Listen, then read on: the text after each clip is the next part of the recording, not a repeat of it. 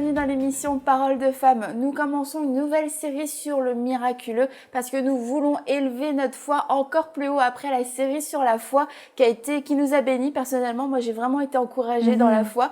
Je veux croire aussi pour le miracle parce que nous servons un Dieu de miracle, un Dieu qui peut faire l'impossible. Et puis aujourd'hui, on va commencer en parlant de la guérison et j'aimerais commencer avec toi Mathilde parce que je sais que tu as vécu un vrai miracle au niveau de la guérison dans ton corps et on en parle régulièrement. Mais en fait, je pense que vous ne savez pas ce que Mathilde a traversé. C'était pas juste un petit mal de tête que tu avais. Tu as vraiment été diagnostiqué un lourd diagnostic. Oui, c'est ça. Il y a plus de 16 ans, je me suis mariée et quelques mois après, j'ai tombé gravement malade sans savoir ce que j'avais. Et après plusieurs batteries de tests, les médecins m'ont donné un diagnostic de maladie de Crohn.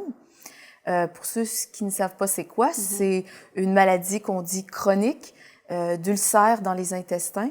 Donc, c'est extrêmement douloureux. Il y a une panoplie de symptômes désagréables qui viennent avec ça, entre autres l'anémie, parce que les ulcères saignent. Excusez-moi pour les détails.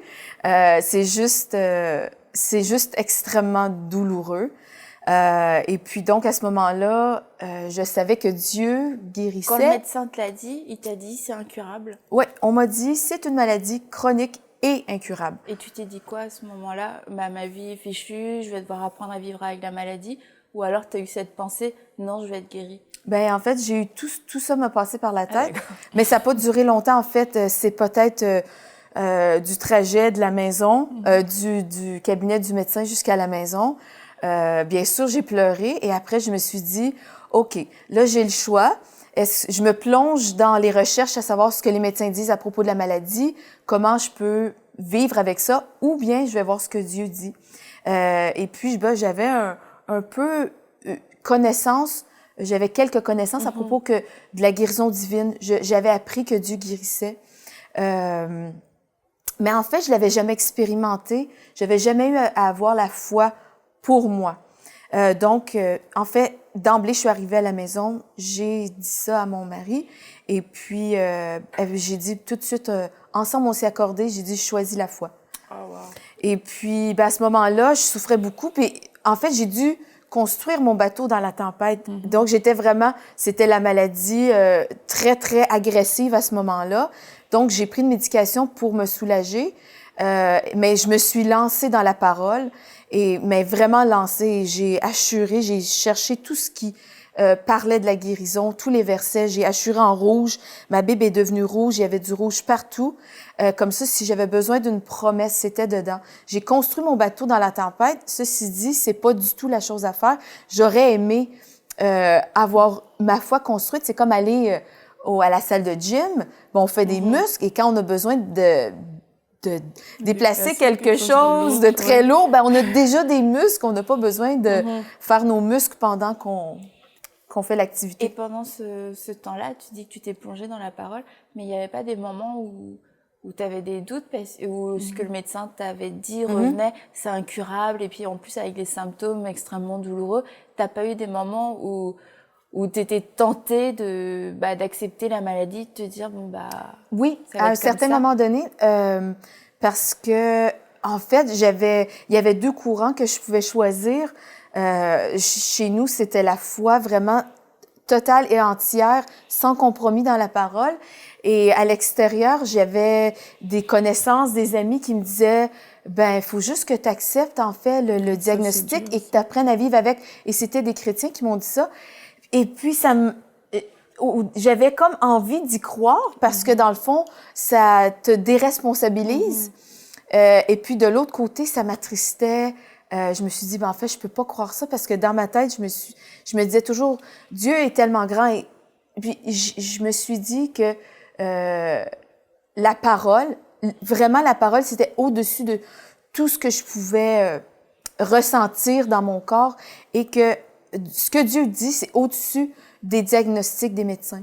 Donc, je me suis dit que, en fait, j'ai refusé ces paroles de découragement. J'ai refusé les paroles de mort. Et en fait, ce qu'on fait souvent, c'est qu'on prend ce que la médecine nous dit Comme la vérité. Comme étant la vérité suprême, absolue, et que en fait, il n'y a pas de marche arrière possible. Et c'est l'erreur qu'on peut faire. Et moi, ce que j'ai découvert, c'est que vraiment ce livre glorieux, merveilleux, qui est la vie, OK? C'est vraiment au-dessus de ce que les médecins peuvent dire, parce qu'ensuite, en fait, j'ai expérimenté la foi. J'ai dû appliquer ma foi. J'ai mis des versets partout. En fait, ça dit que la parole, dans les Proverbes, de garder la parole devant nos yeux, pour, vraiment dans notre cœur, parce que c'est les sources, tu sais, de notre cœur, coulent les sources de la vie. Donc, moi, j'ai tapissé mon frigo, mes armoires, les miroirs. Il y en avait partout dans l'appartement, des versets. Partout, dans toutes les pièces, il y avait des versets de vie, de guérison, de foi. Et puis, je me suis juste plongée là-dedans. J'écoutais des enseignements sur la guérison. J'ai vraiment construit ma foi en luttant contre la maladie. Donc, ça n'a pas été facile. Je dis pas que c'est... Ça a duré combien de temps? En fait, la première année, c'était difficile. Et puis, après, vraiment, j'ai vécu une guérison où j'ai eu aucun symptôme pendant plus de 11 mois. Et en fait, là, ensuite, des symptômes sont revenus 11 mois plus tard. Et là, je me suis dit, je croyais que j'étais guérie. Je croyais que j'étais guérie. Et là, c'est là que j'ai appris le combat de la foi, de pas venir me faire voler la guérison. Parce que le diable cherche une proie à dévorer. Et en fait, les symptômes, j'ai appris que c'était de l'intimidation. Parce que si la parole de Dieu me dit, c'est par ses meurtrissures que j'ai été guérie, dans Jacques, eh bien, c'est par ces meurtrissures que j'ai été guérie. Et puis, en fait, c'est ça, c'est une question c'est une question de foi dans ce que Dieu dit. Et vraiment, j'ai trouvé un repos extraordinaire dans le fait que Jésus avait tout accompli à la croix. C'est quand on découvre que Jésus a tout porté, j'ai pu juste me reposer en lui, sachant qu'il avait tout accompli. Et ce que j'ai à faire, en fait, c'est que ce que j'ai compris, c'est que j'étais la guérie de l'Éternel et c'était le diable qui essayait de me rendre malade. Et ça, c'est une optique complètement différente.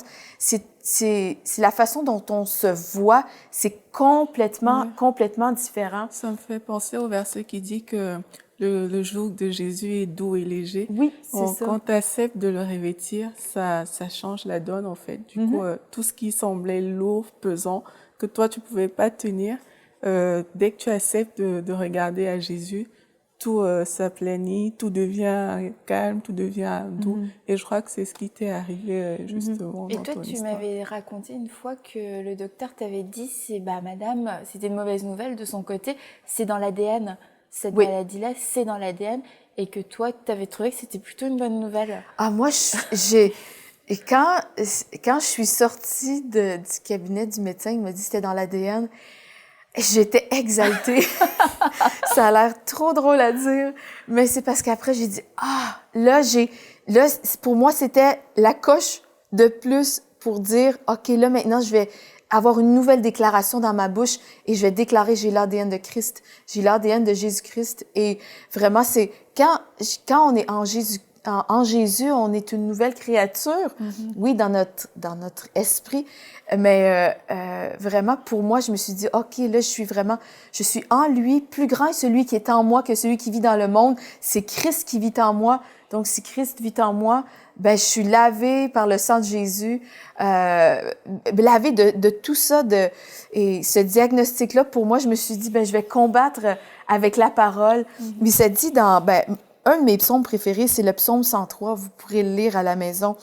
En fait, c'est David qui s'exhorte à bénir l'Éternel et à oublier aucun de ses bienfaits. Il dit, c'est lui qui pardonne toutes tes iniquités et qui guérit toutes tes maladies. C'est lui qui délivre ta vie de la fausse, qui te couronne de bonté et de miséricorde. C'est lui qui rassasie de bien ta vieillesse et qui te fait rajeunir comme l'aigle.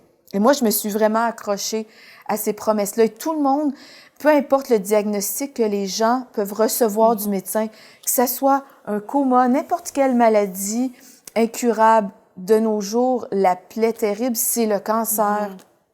Bon, le diabète, les maladies, vraiment, il y a toutes sortes de maladies bon, qui sont répandus. Et il y a vraiment, ce que je veux vraiment dire aujourd'hui, c'est qu'il y a absolument rien que Dieu ne peut pas guérir.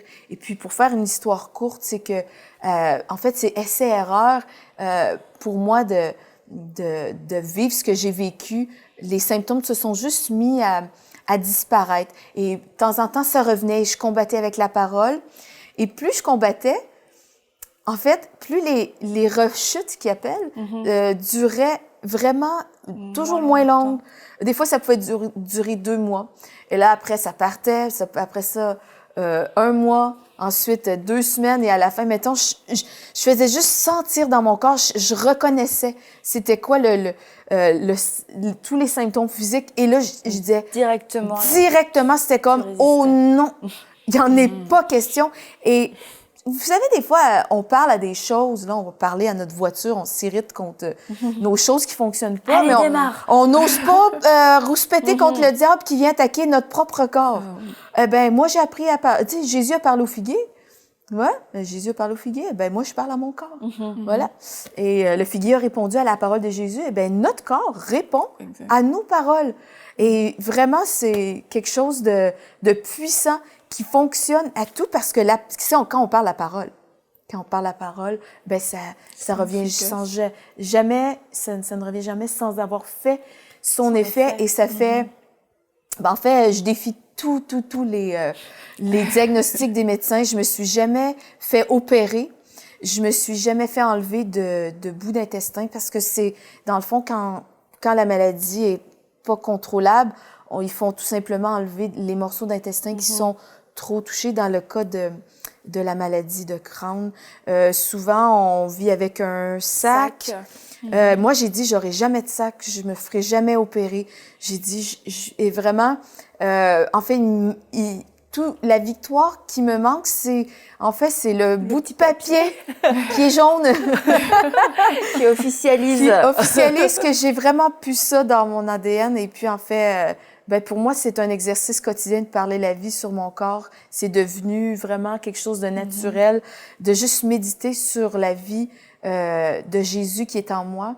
Et tout le monde peut faire ça. Vous pouvez faire ça. Le Seigneur Jésus, quand il vient habiter en vous, le Seigneur Jésus vient complètement vous restaurer d'un bout à l'autre, littéralement, guérir votre cœur. Mais Jésus a jamais refusé la guérison à personne. Jésus avait compassion de tous et Jésus a compassion de moi, Jésus a compassion de vous et il y a absolument rien qui est incurable. Merci Mathilde de nous avoir partagé ton témoignage de foi. Vous voyez, un diagnostic incurable qui a été déclaré il y a 16 ans sur sa vie, ça ne s'est pas passé, ça ne s'est pas produit, tout ce que les médecins ont prédit, et pas parce que Mathilde est exceptionnelle, bien qu'elle le soit, mais parce que elle a cru en Dieu et comment excuse-moi, je suis bouleversée par ton témoignage. C'est que c'est pas la seule, il y a d'autres gens aussi qui combattent aussi pour leurs enfants quelquefois, parce que Mathilde a combattu pour elle, pour son propre corps, mais quelquefois ça peut être nos enfants et ça peut être plus difficile dans le sens où on a cette responsabilité d'une vie entre les mains et il y a les docteurs qui peuvent dire quelque chose et puis il y a la Bible qui nous dit autre chose. Et je vous propose de regarder le témoignage de Léopold qui a eu son petit garçon Noah qui a vécu beaucoup de complications dès sa naissance. Alors, mon fils Noah, il est né par césarienne d'urgence et lorsqu'on le faisait sortir du ventre de sa maman, on pensait plutôt sauver la maman parce que l'échographie montrait que Noah était presque sans vie. Alors, une fois sorti de la salle d'urgence, le constat du pédiatre était clair. Noah avait souffert pendant des heures d'une asphyxie grave qui avait affecté son cerveau et laissé tout le reste de son corps presque sans vie. Alors, Noah a été transféré d'urgence dans un autre hôpital où il devait subir des soins intensifs plus poussés. Il a fait 2 mois dans cet hôpital, mais déjà les premières 24 heures, il a été visité en moins de 4 heures par presque 8 médecins, des radiologues, des pneumologues, des nephrologues. Et le constat à la fin était clair. le cœur de Noah, ses poumons et ses reins étaient sur le point de lâcher. Parce qu'il avait subi en moins de 4 heures 8 perfusions, c'est comme 8 litres qui sont entrés dans son corps sans aucune possibilité d'être éliminés. Alors le médecin m'a demandé de signer l'autorisation pour qu'on transfère mon fils dans un autre soin encore plus poussé. Il devait subir l'ECMO et l'hémodialyse. Alors l'ECMO, c'est une machine qui remplace le cœur et les poumons temporairement pour leur permettre de se reposer. Alors lorsqu'on m'a expliqué les risques qu'il encourait, j'ai d'abord refusé. Alors ensuite, j'ai appelé mon pasteur. Et après avoir discuté avec lui, j'ai compris que le combat n'était plus à mon niveau, que c'était vraiment entre les mains de Dieu. Et j'ai accepté. Le premier essai sur l'ECMO a échoué. Les médecins se sont rendus compte que les cellules de Noah étaient mortes et le sang qui était recyclé dans l'appareil de l'ECMO ne pouvait pas être redistribué par ces cellules dans tout son corps. Alors, ils nous ont demandé de faire venir toute notre famille afin qu'ils puissent voir Noah pour la première et la dernière fois. Alors, quand ils sont venus, ils voulaient savoir pourquoi cette décision. Les médecins leur ont fait comprendre qu'il n'y avait plus rien à faire, que tout ce qu'on pouvait encore faire, c'était des soins palliatifs. Et puis, mon pasteur leur a demandé combien de temps nous donnez-vous encore. Alors, ils ont dit on peut vous donner 48 heures. Il a dit 48 heures, c'est largement suffisant. Et le lendemain, c'était un dimanche. Et l'Église ayant été mise au courant, s'est mise à genoux, ils ont imploré Dieu, et nous aussi. Et le soir même de ce dimanche, ils sont venus nous voir que finalement, les cellules de Noah ont commencé à fonctionner, fait qu'ils vont continuer le traitement sous ECMO. Nous étions soulagés d'avoir remporté cette deuxième victoire, d'avoir vu Dieu agir puissamment. Et le lendemain, quand nous sommes retournés dans la salle, nous étions en train de regarder les appareils et interpréter les chiffres et dans un cœur plein de joie, avec beaucoup d'assurance, en nous disant « tout va pour le mieux ». Mais notre espoir a été coupé net lorsque nous avons vu un cortège de médecins débarquer et nous appeler, à leur tête le médecin chef des soins intensifs, parce que nous avons donc compris qu'il y avait une annonce majeure à faire. Lorsque les infirmières se sont mises à tenir maman par les mains, alors le médecin-chef a dit malheureusement, ce qui était craint, comme quoi un saignement abondant pouvait être causé par l'ECMO. Alors, ce saignement vient d'être constaté ce matin. Et après avoir consulté tous les autres spécialistes de cet hôpital, tout le monde est unanime qu'il va falloir abréger les souffrances de Noah parce qu'une fois que le saignement est constaté dans le cerveau, c'est irréversible, donc Noah va mourir. Alors, ils nous ont fait venir toute notre famille encore une fois et au sortir de cette rencontre, Dieu a envoyé 2 anges pour nous donner des paroles encourageantes. Il y a une qui nous a dit, quel que soit ce qu'on vous dit, refusez, parce que c'est Dieu qui a le dernier mot. Une autre nous a raconté une situation où Dieu a guéri aussi son fils de façon miraculeuse à la dernière minute. Et ceci s'est ajouté à notre propre parole. Lorsque les médecins ont fini de nous dire qu'ils allaient débrancher Noah, maman a dit, Monsieur, cet enfant nous a été donné par Dieu et il doit vivre parce que c'est vraiment Dieu qui nous l'a donné, nous le croyons fermement. Alors, ayant prié ici le soir, ça n'a pas tardé. Nous avons vu le travailleur social et notre médecin est venu nous chercher avec hâte. Et lorsque nous sommes rendus dans la salle de Noah, ils nous ont dit, il y a quelque chose qui vient de changer. On dit, OK, de quoi s'agit-il? Ils nous ont fait comprendre qu'après avoir utilisé une autre machine qu'on utilise pour les adultes, la tomographie, ils se sont rendus compte que finalement, le sang qui avait couvert tout le cerveau de l'enfant était plutôt à l'extérieur du crâne, entre le cuir chevelu et l'os du crâne. Et là, nous avons compris que certainement, après avoir prié, Dieu a transféré le sang qui était certainement dans le cerveau à l'extérieur de la tête. Alors, nous avons encore loué Dieu pour cette 3e victoire, un autre verdict de mort renversé. Alors, et comme je vous ai dit, Noah a fait 2 mois à l'hôpital. Alors, les 2 dernières semaines étaient encore les semaines les plus intenses. Pourquoi? Parce que tout le personnel médical était unanime pour dire que Noah ne pourra jamais manger de lui-même et ne pourra non plus respirer sans aide. Alors, nous avons prié, nous avons demandé à Dieu, Seigneur, tu ne peux pas ne pas couronner tous ces témoignages par une note parfaite. Alors, ils nous ont préparé des appareils de gavage ainsi que ils ont voulu nous apprendre comment l'utiliser, mais nous avons refusé. Alors ils nous ont donné un ultimatum que nous devrons libérer la salle pour d'autres patients qui ont d'autres problèmes plus sérieux. Et nous sommes dit, non, tant que Dieu ne guérit pas entièrement, nous n'allons pas sortir. Alors Dieu a changé les médecins, remplacé les médecins les plus intransigeants par des médecins plus disposés à nous écouter.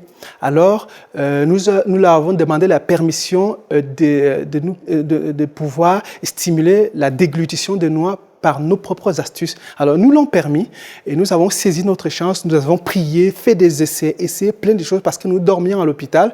Et déjà, Noah, avant cela, avait commencé à respirer sans aide.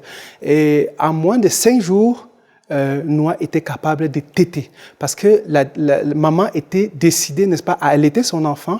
Je vous dirais que pendant ces 2 mois, maman devait exprimer le lait maternel à chaque 3 heures sur 24 heures. 3 heures pendant 2 mois. Et on avait rempli tout un congélateur de lait maternel et on a donné tout ça à Noah. Aujourd'hui, Noah se porte très bien. Il fait tout ce que les enfants de son âge font et bien plus. Et vous pouvez retrouver l'intégralité de ce témoignage dans Histoire de miracle sur le site enseigne-moi.com. Et bon, le témoignage est absolument fantastique. Je trouve ça merveilleux de voir comment cet enfant a été guéri. Surtout qu'on l'a vu en plus. C'est magnifique. Il est tellement beau. Il est tellement beau, il est trop mignon. Et on s'imagine pas par quoi il est déjà passé en si peu de temps dans sa vie. Mais ce que je trouve vraiment admirable et époustouflant, c'est tous ces degrés, ces étapes où on aurait pu choisir, les parents auraient pu choisir, bon, il souffre, c'est grave, est-ce que ça vaut vraiment la peine, un si petit être, est-ce que ça vaut la peine de le faire autant souffrir? Et puis comment la maman et le papa se sont positionnés, non, il ne mourra pas, mais il vivra, et de voir que même à la fin, il est vivant, il a été sauvé, mais il respirera pas bien, il mangera pas bien, et pourtant ils ont dit non, ça aussi, on le refuse. Et est-ce que c'est bien d'avoir une foi aussi violente, alors que bon, on pourrait se contenter quand même, juste, on est vivant, c'est déjà pas mal. Ah non, c'est excellent. C'est excellent d'avoir une foi aussi vivante que ça. Et il faut se dire que la guérison n'a pas de limite. Si Dieu a promis la guérison divine, Dieu n'a jamais dit qu'on sera guéri une partie et puis on va encore souffrir. La guérison n'a vraiment pas de limite. Et c'est ce que Léopold, dans son témoignage, le montre. C'est ce que toi, tu l'as montré, tu as démontré aussi, Mathilde, à travers ton témoignage. C'est que rien n'est impossible à Dieu. C'est toujours avec ça qu'on doit partir. C'est toujours avec cette foi qu'on doit avancer. Rien, même si les médecins à un stade disent que c'est pas possible, comme on l'a vu dans le témoignage, rien n'est impossible à Dieu. Il faut pas hésiter à dire oui, les médecins, vous avez donné votre diagnostic, mais nous, on a le droit d'utiliser nos méthodes. Et on sait que notre méthode, elle est infaillible parce que Jésus, lui, il est infaillible. Il n'y a rien qui peut arrêter Jésus, il n'y a rien qui peut le stopper. Il nous l'a déjà acquis. On a déjà la santé divine. Et moi, personnellement, là, j'ai envie de dire aux personnes qui souffrent, on peut peut-être vous avoir diagnostiqué quelque chose de terrible. Ça peut être, je sais pas, votre enfant peut avoir de l'autisme, ça peut être un cancer, ça peut être la trisomie, j'en sais trop rien de toutes ces maladies graves, mais rien n'est impossible à Dieu. Quel que soit le stade, quelles que soient les avancées, quels que soient les diagnostics, même si ça fait mal, même si c'est dur, rien n'est impossible à Dieu. Dieu va toujours nous faire un clin d'œil quelque part. Parce que lui, il a Léopold, le monsieur du témoignage, il a eu ses clins d'œil quand, voilà, là, on lui dit, non, finalement, le sang, il est à l'extérieur du cerveau. C'est un clin d'œil, on pourrait se dire, on s'arrête là, c'est déjà une victoire. Mais non, avec Dieu, la victoire, elle est totale. La victoire n'est pas limitée à une étape de guérison. La victoire, elle est vraiment, vraiment totale. Et c'est bien que nous, les chrétiens, on puisse s'imprégner de ces choses et chaque fois avancer avec ça, avancer avec le fait que moi, je suis guérie totalement, complètement. De pas se satisfaire en cours de route. Bon, bah, j'ai déjà réussi cette étape-là, c'est déjà mieux. J'en demanderai pas plus à Dieu. Dieu. C'est ça que Dieu voulait faire. On s'arrête là. Parce que comme on voit pour toi, tu aurais pu te contenter. Bon, ça va bien, mais c'est pas parfait encore. C'est pas encore la vie en abondance. En fait, je me contente pas de ça parce que je refuse de vivre sous mes privilèges. En tant qu'enfant de Dieu, ben je sais que j'ai accès à la guérison totale parce que je crois ce que Dieu dit au-delà de ce que les médecins m'ont dit. Et puis, ben là, présentement, ben je continue. Je suis dans la foi jusqu'à temps que j'ai le papier qui me dit, ben vous avez plus aucune trace de cette maladie dans votre ADN. Et même, je pourrais me dire, ben je défie déjà toute prédiction des médecins parce que ça fait au-dessus de 15 ans que je ne prends aucune médication quotidienne. Donc, même en fait, les médecins comprennent pas comment cette maladie-là est contrôlée dans mon corps. Et quand on passe des tests, tout est beau. En fait, ils comprennent pas. T'as juste pas le papier, mais dans ton corps, déjà, tu vis la guérison. J'ai juste pas le papier, c'est ça. Et quand tu dis vivre en dessous de ces privilèges, ça me faisait penser, c'est comme si t'as ton salaire, et puis tu te dis, non, je vais pas le prendre en entier parce que ça me suffit. C'est ça. C'est comme tout le monde veut plus, même si t'as assez pour vivre juste ce qu'il faut. Non, j'ai assez pour ma nourriture, assez pour mon logement. Le reste, c'est cadeau. La puissance, il n'y a pas de limite à la puissance de Dieu, non. Que ce soit un mal de tête ou qu'on soit aux portes de la mort. Il n'y a absolument rien. Il n'y a rien qui a arrêté Jésus. Il y a rien qui peut nous arrêter parce que nous sommes son temple et la puissance qui a ressuscité Jésus-Christ d'entre les morts est cette même puissance qui nous est accessible, disponible. Et ça, c'est important parce que parfois, quand on a les mots de tête, des choses un peu simples, on va dire, on n'a pas le réflexe de parler la vie sur son corps. C'est vrai. On se dit, OK, avec une aspirine, un petit comprimé, tout ça va passer. Et on attend quand la maladie est super grave pour venir crier à Dieu. C'est un bon point, mais ça. il faut vraiment qu'on parce que là, il n'y a plus d'autres solutions. Voilà, c'est ça. Quand on dit c'est incurable, soit tu mets ta confiance en Dieu pour une guérison, soit tu mets la confiance dans les hommes, mais tu sais que tu n'auras pas de guérison. Donc, le choix, il y a vraiment nécessité, dès que, même si, je sais pas, même si j'ai un petit mal, je sais pas, un bobo, un tout petit truc, il faut qu'on apprenne à parler à notre corps, comme tu l'as fait, à dire à notre corps que ici, maladie, t'as pas ta place. Ce corps, la santé divine m'a été donnée à la croix. Donc, que le mal soit petit, qu'il soit grand, il faut vraiment qu'on apprenne ça.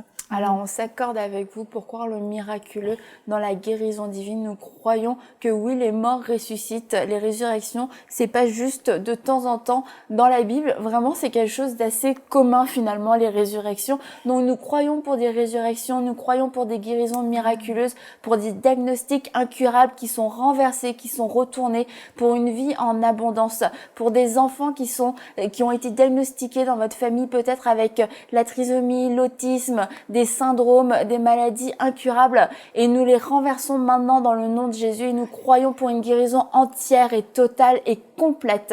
On s'accorde avec vous parce que nous servons un Dieu de miracles, un Dieu à qui rien n'est impossible, et je vous invite, comme Mathilde l'a fait, à vous plonger dans la parole, à vous plonger dans le diagnostic divin que Dieu a pour vous et à vous saisir de ces promesses-là. Alors envoyez-nous vos témoignages parce que nous croyons que vous allez vivre un miracle.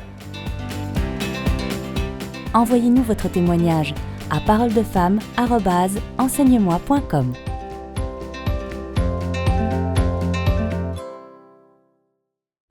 Cette émission est rendue possible grâce au précieux soutien des partenaires d'Enseigne-moi Canal International. Retrouvez tous nos programmes sur emcitv.com.